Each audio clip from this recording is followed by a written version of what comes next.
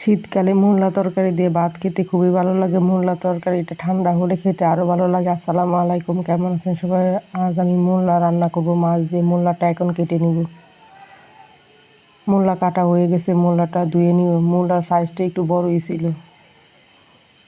কড়ার মধ্যে দিব সয়াবিন তেল, তেলের মধ্যে দিব অল্প পরিমাণ পেঁয়াজ কুচি। পেঁয়াজ কুচি হালকা নরম হলে এই পেঁয়াজ কুচির মধ্যে দিয়ে দিব ধুয়ে রাখা মূলা।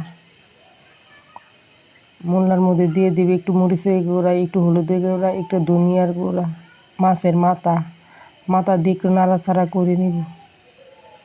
এখন দিয়ে দিবে একটু লবণ দিয়ে একটু নাড়িয়ে ঢাকা দিয়ে রাখবো কষানোর জন্য। মূলাটা এখন কষিয়ে নিব। মূলা কষানো হয়ে গেছে, দিয়ে দিবে একটু পানি। মূলাটা হালকা হালকা ঝোল থাকবে। ঝোল মূলা তরকারি খেতেও খুব ভালো লাগে, আর মূলা তরকারিটা ঠান্ডা খেতে ভালো লাগে। মূলা তরকারিটা হয়ে গেছে, এখন নামিয়ে নিব।